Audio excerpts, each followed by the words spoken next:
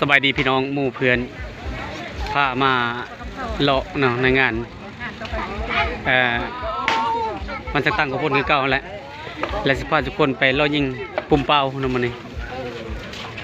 ฮะคนหลายพี่น้องกังเว้นคณะกังเว้นนี่จับกล้องลูกกูจะฟาดบนในบ้านนึงเอาหาเนี่ยมาเบิ่งเดินทุกคนขี่สัตว์คงที่เบิ่งคนตื่นโมงทับไปอยู่ไหนมาพี่มาดาวไปบอกเด้อทรงบ่อลากดาวเลยนะว่ะโอ้ยคนแข่งคนนี้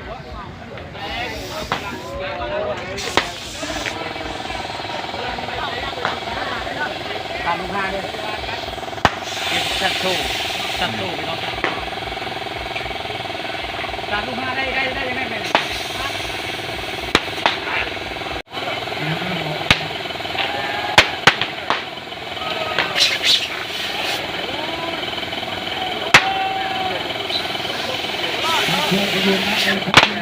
โอ้ได้เลยงานนี้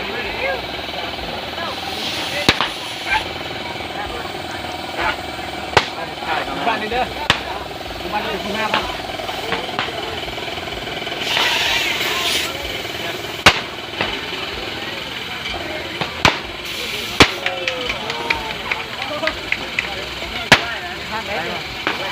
รับเอาเป็นตัวนั้นไหนก็แบบเสียบไว้ไหนเลี้ยงหน่อย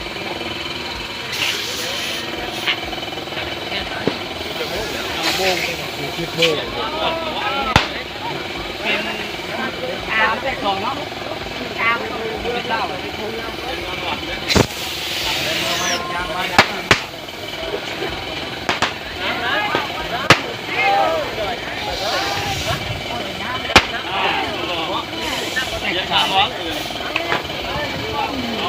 พอแล้วนี่จะไปกินละ2 คนนั่น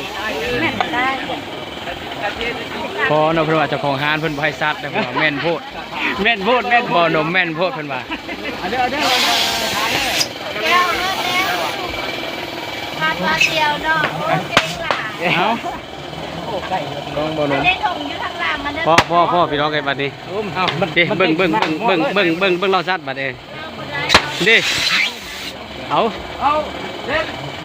โอ้เราก็ได้จนได้พี่น้องกินน้ำกันยังได้นำตามวย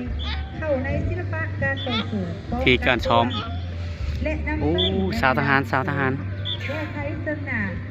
มีเห็นอะไรแล้วเข้าใจผิดอีกแล้วซูม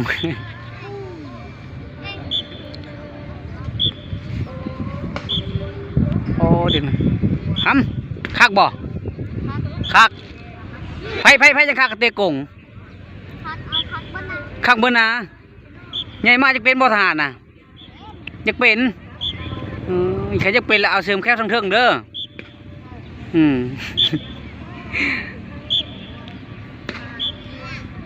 คนเบิ่งพี่น้อง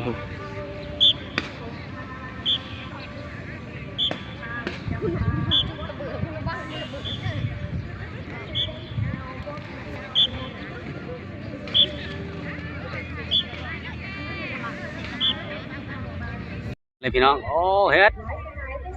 เอารายการแสดงขององค์พระเจ้าสุหาที่เป็นรายการคือการแสดงมวยหัดไทย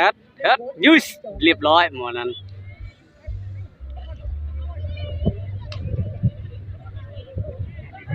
เฮ็ดคิว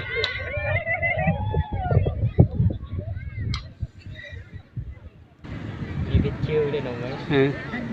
ประชาสัมพันธ์เดินอย่างในกองพระเจ้าสุหาด้วยมาเปิดทางผ่านทำโชว์กันจะขอรายการตายจะได้พิชิวถึกตีนไหมฮะถึกตีนมอโจนนั่นเอง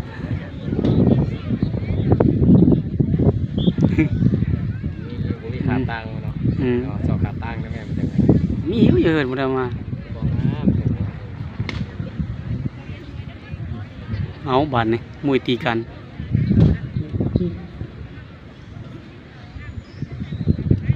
เฮ็ดตีกันเฮ็ด เฮ็ดเฮ็ดมวยหมู่เลยวันนี้เอาตีมวยหมู่เฮ็ดเฮ็ดเฮ็ดเฮ็ดเฮ็ดมวยหมู่เฮ็ด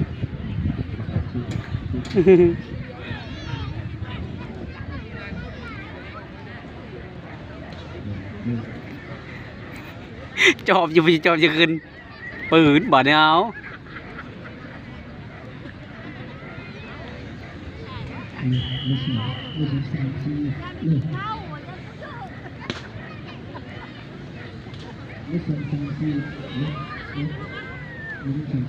เมิดบ่เนี่ย